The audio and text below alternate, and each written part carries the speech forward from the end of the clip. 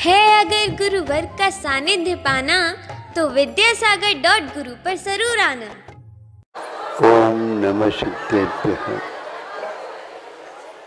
ओम नमः सिद्धेभ्यः। ओम नमः सिद्धेभ्यः। अहिंसा परमो धर्म की। आचार्य गुरुवर श्री कुंद भगवान की। आचार्य गुरुवर श्री ज्ञान सागर मुनि महाराज की। जल परम पूज्य संत श्री आचार्य भगवान विद्यासागर जी महामुनि राज जी की। समस्त आचार्य संघ की।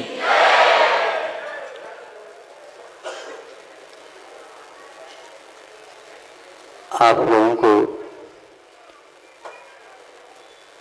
एकाध व्यक्ति को भी मैं नहीं मानता कि इससे आप अपरिचित हैं। सब लोगों को ज्ञात है, भारतवर्ष को ही ज्ञात है, अड़ोस पड़ोस के देशों को भी ज्ञात है। अब इतना ही नहीं, इस देश के विषय में विश्व के जो प्रसिद्ध देश हैं, अमेरिका जैसे, वह भी इसके लिए लालायित है कि इस भारत के बारे में और भारत में रहने वाले जो उपासक है भारत के ही, उनके विषय में भी उन्होंने अपना विषय तैयार किया है। ये सुन करके हमें ऐसा लगता है तो महाभारत के समय पर पांडवों और कौरवों को एक आचार्य प्रसिद्ध थे जिनको द्रोणाचार्य बोलते हैं, उनको गुरु मान करके सब लोगों ने शिक्षा प्राप्त करना प्रारंभ किया था। वो वही भारत है जो आज में भी वह अपना प्रभाव दिखा रहा है।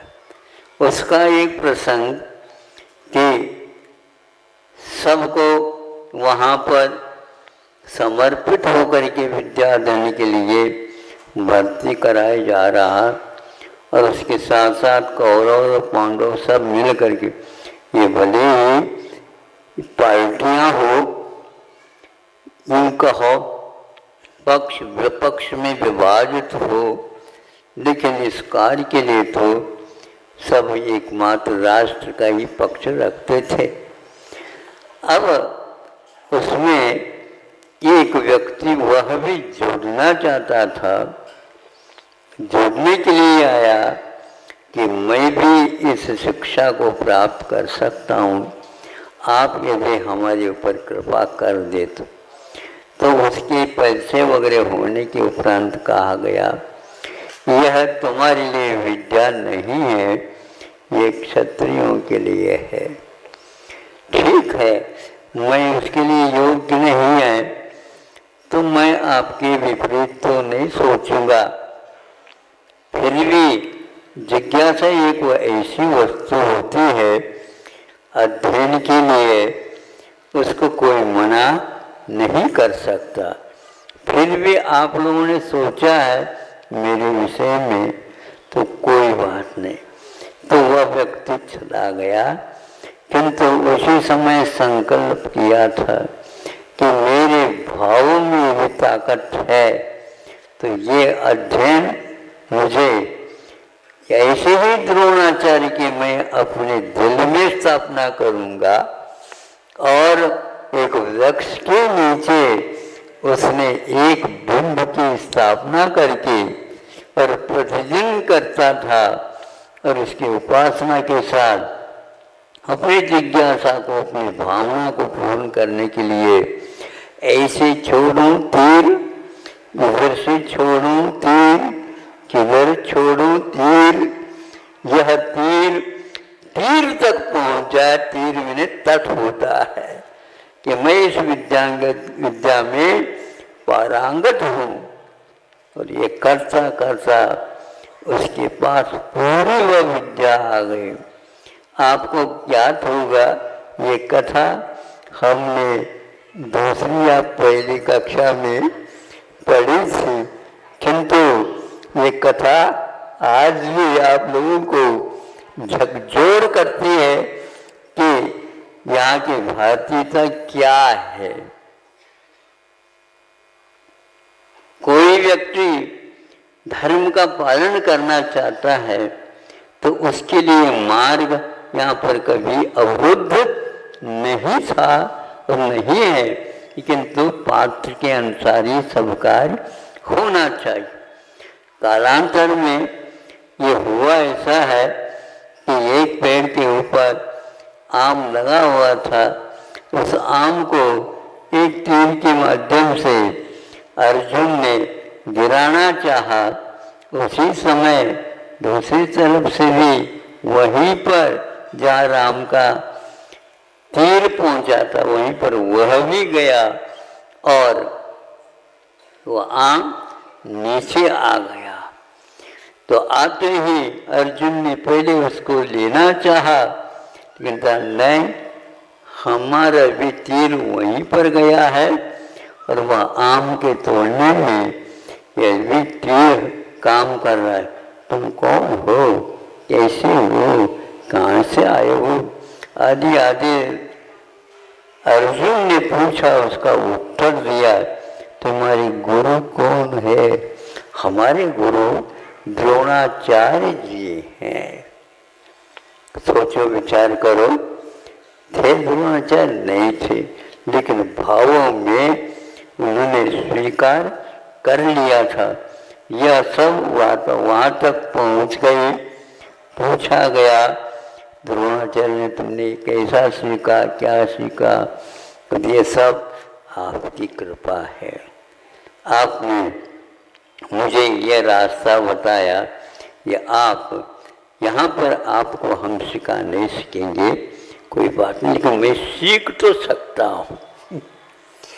सिखा नहीं सकती आप, लेकिन मैं सीख तो सकता हूँ, क्योंकि यह आत्मा का ज्ञान का स्वभाव है।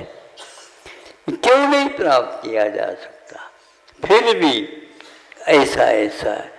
तब उसको लगा कि आगे की बात तो आपको क्या कहूँ, इतना अवश्य है कि अर्जुन इसमें दंग रह गया कि यह क्षत्रिय का होते हुए भी एक ऐसा पवित्र आत्म तत्व जिसने इसको इस प्रकार से स्वीकार किया। सारे होने के उपरांत भी एक बात और, वहाँ पर कुत्ता भौंकता हुआ आ गया और उसके लिए तीर दिखाने लगे। तो यह एक लड़ू ने ऐसे बाण छोड़ता गया, कुत्ते को तो कुछ भी नहीं लगा, किंतु शब्द ही उसके बोल नहीं सका, वह कुत्ता भौंक नहीं सका और उसका जीव का रक्षण भी हुआ है। तो इस प्रकार शब्दों को भेजने की क्षमता, शब्द किसी काबू में नहीं आ सकते, लेकिन उस तक पहुँचने की क्षमता इन विद्याओं में थी। ऐसे विद्याओं से, ऐसे शिक्षण चिकित्साओं से प्रभावित होकर के ही आज भी वो अमेरिका जैन तत्व विज्ञान, भौतिकी और औषधि क्षेत्र में, शिक्षा के क्षेत्र में और आहार की पद्धति के क्षेत्र में उपवास आदि क्यों करते, क्या करते हैं, इसके बारे में भी 450 करोड़ रुपए का व्यय करने का संकल्प लिया। मुझे इसको कह करके इसलिए प्रसन्नता होती है कि जैन तत्व क्या है, यह आज एक जिज्ञासा का विषय बन चुका है। आप लोगों को सोचना चाहिए, आप कमा करके और उसको गाड़ करके रखना चाहते हो, लेकिन ऐसी गड़ाई के साथ करो तो हजारों वर्ष के बाद में भी वह जीवित रहे। और भारतीयता क्या थी इसको सामने ला सके, किंतु समय के अनुसार परिवर्तन अनिवार्य होता है, इसको कोई रोक नहीं सकता। ये वही भारत है जहाँ पर अतीत में ऐसा कार्य हुए हैं, किंतु वर्तमान में उस साहित्य को, उन कलाओं को सुरक्षित रखने का भी दायित्व तो हमारा होता है। अपने आप काल के माध्यम से उसमें जीर्णशीलता आएगी, ये बात अलग है। हमारी अपात्रता के कारण, योग्यता नहीं होने के कारण वो सारे शिलालेख, वो सारी कलाएं आदि आदि ये सब जीर्ण शीर्ण होंगे, ये भी एक अनिवार्य है। उसके बिना नया खाता खुल नहीं सकता। नए खाता खुलने के लिए भी यह जैसे किसान उस पूरी जमीन को वह साफ सुथरी बनाने के लिए सब कुछ कर लेता है और अगली फसल की प्रतीक्षा में रह जाता है।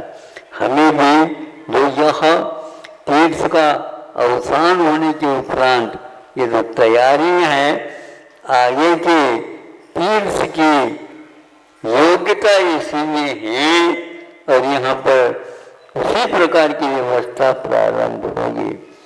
अभी भी हमारा कर्तव्य यह है कि उस एक रह की भांति, पांडवों की भांति हमें एकजुट होकर के काम करने की आवश्यकता है। इसमें ये कहना चाह रहा हूँ, भारतीय कलाएं अपने आप में बहुत अनूठी थी और है, इसमें कोई संदेह ही नहीं है। उसके अपेक्षा से एक कलाकार ने या दोहा लिख करके ये बताने का प्रयास किया है, कला 72 पुरुष की, जामे 2 सरदार, एक जीव की जीविका, एक जीव उद्धार। ये दोहा हमेशा आप लोगों को सामने रख करके काम करना चाहिए। इसमें सब कुछ कहा उन्होंने, 72 हम बता तो रहे हैं, लेकिन मुख्य तो 2 ही हैं। भारत कभी भी मांगने वाला देश नहीं रहा है, किंतु कर्तव्य मान करके जिसके लिए आवश्यकता है उसकी पूर्ति करने में वह आगे पीछे नहीं देखने वाला है। ऐसा ही भारत सिद्ध होता है। तो एक जीव की जीविका पराश्रित नहीं होते हुए अपने जीवन को चलाने के योग्य सामग्री का स्वयं उत्पादन करें, यहाँ उस दोहा में अर्थ निहित है। और एक जीव उद्धार, जीव का उद्धार इतनी मात्र से नहीं, तो वह जीव का उद्धार आत्मा से, यह शरीर भिन्न ही, यह आपा इसके साथ मान करके जो हम चल रहे हैं उसी के द्वारा ये सब पाप घटित हो रहे हैं। उन सब पापों से दूर होने के लिए इस वेद विज्ञान की बड़ी आवश्यकता है। यह इस दोहे के उपसंहार में उन्होंने लिखा है। इसमें सब भारतीयता निहित हो गया, अर्थ की अपेक्षा से, शब्दों की अपेक्षा से। और आज उन्हीं का यदि अनुकरण थोड़ा भी हम कर लेते हैं, अवश्य ही आगे हमारी पात्रता आ सकती है। समय आपका हो गया है और प्रतिदिन दिन छोटे होते जा रहे हैं, दिन नहीं रात बड़ी होती जा रही है। चातुर्मास का भी अंतिम छोर की तरफ गति तीव्र गति से के साथ बढ़ रही है। क्रम प्रवचन का, भोजन का, इत्यादि का प्रतिदिन का बंधा हुआ है।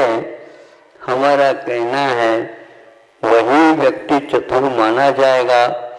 इस समय का सदुपयोग, जिस प्रकार आप धन की संपदा का संरक्षण चाहते हैं, उसी प्रकार संस्कारों के संरक्षण के लिए समय का सदुपयोग करके साहित्य इत्यादि का आलोड़न करते रहना, क्योंकि वह दुकानदार माना जाता है सही सही मायने में कि अपनी लेखा जोखा रखता है, लिख करके और सरसरी निगाह से उसको देखता रहता है, दुकान चल रही है क्या नहीं, सही सही सही सही दिशा की ओर यदि दुकान नहीं है तो दोनों कानों से सुन लो ये दुकानदार। दुकानदार किसको बोलते हैं? गुरु जी कहा करते थे प्रत्येक के पास दो कान है, दोनों कानों से सुन लो दुकानदार कि यह एक प्रकार से तुम्हारी दुकान चलने वाली नहीं है, इसमें सब समाहित हो रहा है। कुछ ऐसे जैन साहित्य में विकृतियां आती चली जा रही है जो विद्वान संस्कृत और प्राकृत के नहीं हैं, उनको हिंदी की और जो कुछ भी तात्कालिक भाषा में लिखा है उनकी शरण ले करके अर्थ निकालने का प्रयास किया जा रहा है, किया जा चुका है। आगे भी उनके भाग यही है, यही हमारा सही है, इस जो धारणा बनाए रखी है उनके लिए हमारा कहना है अभी 18,500 वर्ष शेष है। अभी आप अवसान की बात करो, अब की बात करो और उसके संरक्षण में जैन समाज को लगे रहना है, क्योंकि अमेरिका जैसे राष्ट्र के सामने ये साहित्य अवश्य ही काम करेगा और संस्कृत और प्राकृत के बारे में भी जीवित रह करके उसको हम अच्छे ढंग से सुरक्षित रख सकें, आचार्यों का परिश्रम उपयोग में आ सके और हम उसका सदुपयोग करके सदगति की पात्र बन सकें। यही संक्षेप से आज आप लोगों के सामने कहना था। अहिंसा परमो धर्म की